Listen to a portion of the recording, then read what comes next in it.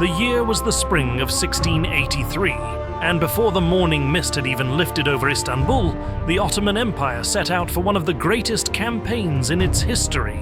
At the head of the army was the Grand Vizier, Merzifonlu Kara Mustafa Pasha, known as much for his ambition as for his splendor. A colossal army of approximately 150,000 men moved from Istanbul towards the banks of the Danube. This would be the Ottoman Empire's last great march into Europe. Janissaries, Sipahis, artillerymen, and Timurid horsemen all set out with the same belief. If Vienna fell, Europe would kneel. But no one knew that this campaign would be a turning point in history, marking the beginning of the decline of the Ottoman Empire and the rise of European civilization. The journey took months as the army crossed the Balkans, leaving behind cities and castles in ashes.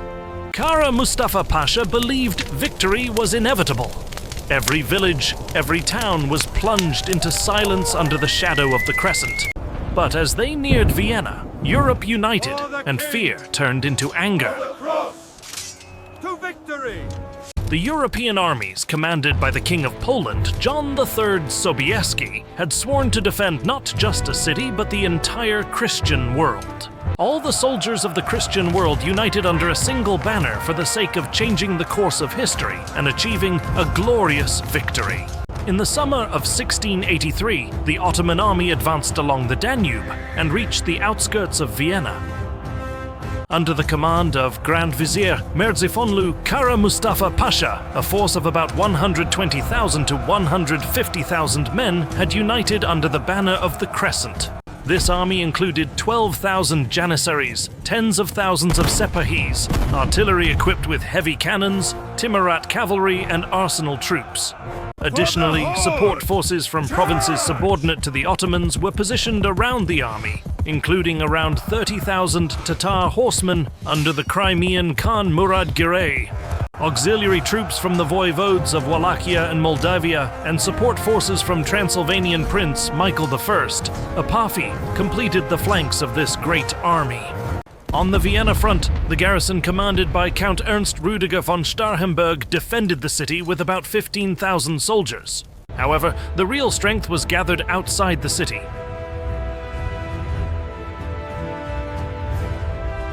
The Holy League Army, formed under the command of King John III Sobieski of Poland, brought together forces from all corners of Europe with approximately 25,000 soldiers from Charles, Duke of Lorraine, 12,000 from the Elector of Bavaria, Max Emanuel, 10,000 from the Elector of Saxony, Jan Georg III, and about 8,000 from the Franconian and Swabian contingents. The total number reached about 75,000 to 80,000. While every nation carried its own banners, the symbol uniting them all was the Holy Cross.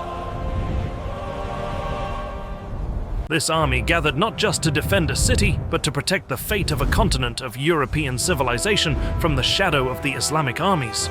Despite its numerical superiority, the Ottoman army faced many hidden disadvantages before Vienna. Primarily, the army was tired and disorganized after months of long marching. Supply lines stretched for thousands of kilometers, and supply routes were disrupted.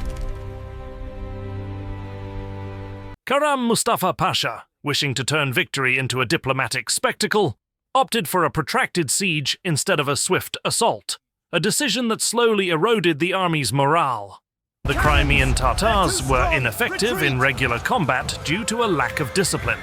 Furthermore, Murad Girey failed to carry out the order to attack the Polish forces. Rivalry and insubordination surfaced among the commanders in the army's center, and the Ottoman artillery did not achieve the expected impact against the heavy walls. In contrast, the European front presented the exact opposite picture. Vienna's defense was supported by engineering marvels like trenches and strengthened stone walls. The city's population, men and women, young and old, participated in the defense. Hear our humble plea. Every house turned into a position. The most critical difference was in coordination and timing. The united European army under Sobieski's leadership had both maneuver superiority and a moral advantage as they approached Vienna from the hills. For them, this war was not just a siege, but a struggle for the survival of civilization. Although the Ottoman army was still massive in terms of strength, the difference in strategy, motivation, and leadership was about to change all the balances. With the first light of dawn, the skies above Vienna were saturated with the smell of gunpowder. The famous Ottoman artillery began to fire to demolish the walls of Vienna. The artillery had a great share in every city the Ottomans conquered. But developing European engineering had increased the resistance of the castles and partially reduced the effect of Ottoman cannons compared to the past. With every shot, the walls were damaged but not demolished. European resistance was further hardened. Under the command of Khan Mustafa Pasha, thousands of Janissaries attacked in waves, but with every step they faced the cold breath of death. The city's trenches were filled with fallen soldiers. The mud mixed with gunpowder had turned into a swamp kneaded with blood. As the siege progressed, Vienna became a war of wills, not a pile of stones. As the days passed, the sky turned blood red.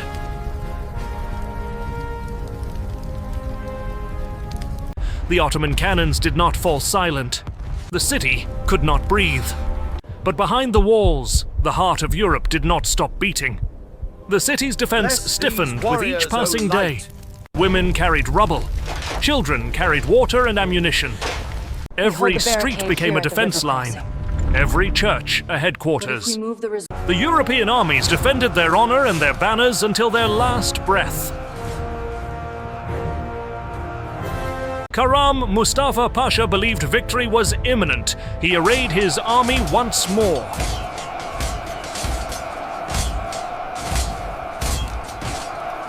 He was certain the final charge would break the gates of Vienna, but a shadow loomed on the horizon.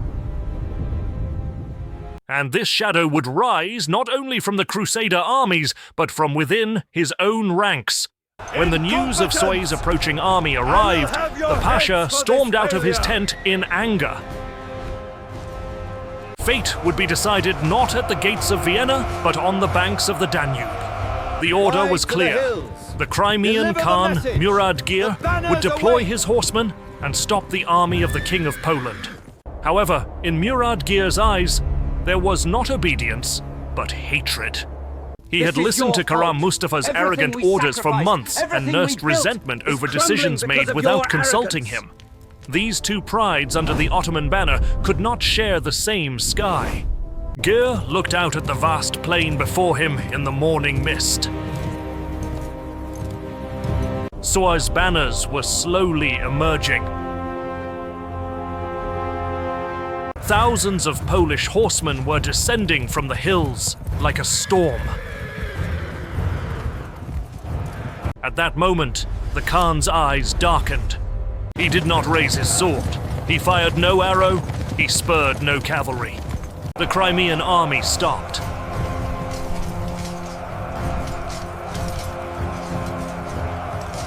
This was the harshest answer to Karam Mustafa Pasha's arrogance, and the course of history quietly changed. With the Crimean horsemen refusing to engage, no obstacle remained before Sobieski's army. The wind carried the Christian banners to the Ottoman lines.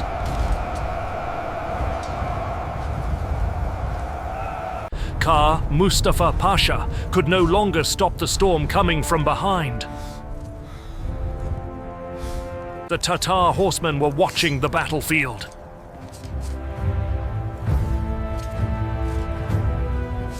The shadow of the Crescent was slowly fading under the sun.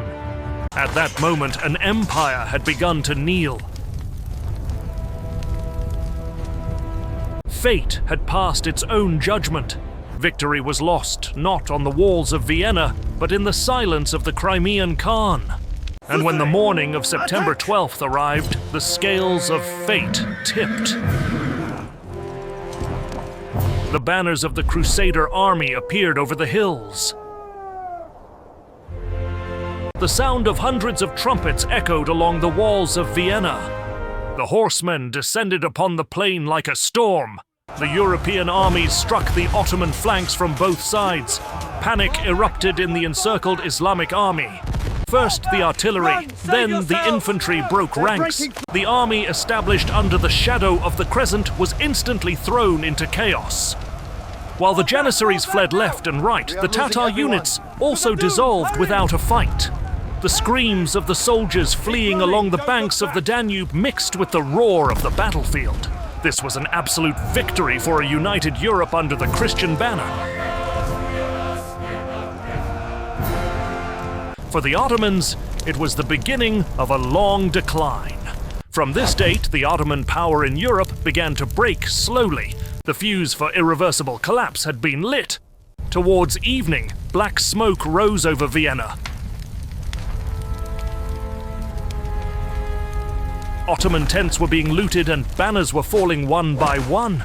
Mustafa Pasha watched his army melting away before his eyes, helpless. Vienna did not fall that day, but the Ottoman splendor remained there. Europe was reborn, the Crescent retreated, and history recorded that day as the salvation of the West. Following the disaster at Vienna, the Ottoman army was now returning in silence along the roads it had once proudly marched. The ground carried the weight of defeat, not footsteps. The banners were tarnished, and the soldiers' gazes were vacant. When Mustafa Pasha reached Belgrade with a few thousand remaining soldiers, he was no longer just a commander, but a symbol of a crumbling dream. When the news of the defeat reached Istanbul, Sultan Mehmed IV went mad with rage, and he had no patience left for Mustafa Pasha, to whom he had given the command of thousands of soldiers. A decree was written following this defeat that determined the fate of the empire. The man who once carried the might of the Ottomans to Europe would now face the wrath of that might. The order was clear: the state does not forgive a mistake. The thousands of soldiers who once knelt before him now hated him for the imprudence of his decisions. Inside his tent, the maps were still spread on the table, but those maps now bore the traces of defeat, not conquest. He looked at the hilt of the dagger gleaming before his eyes.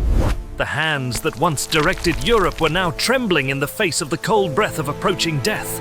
It was as if fate was reading back to him the lines he had once written. Outside, the wind howled in the darkness.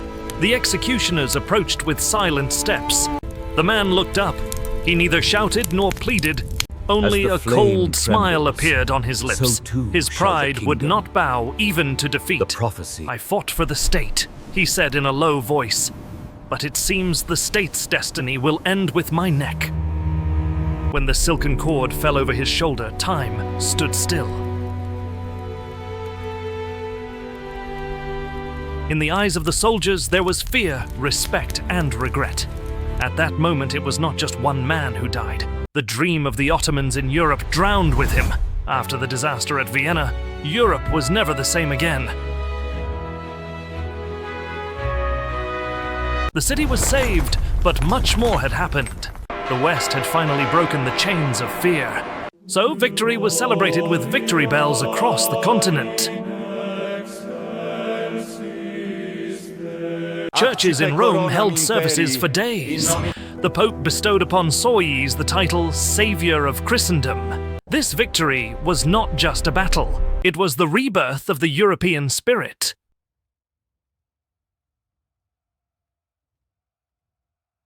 The fear of the Ottomans was replaced by confidence, and European armies tasted the power of unity. On the Ottoman side, this defeat marked the beginning of a slow but unstoppable retreat.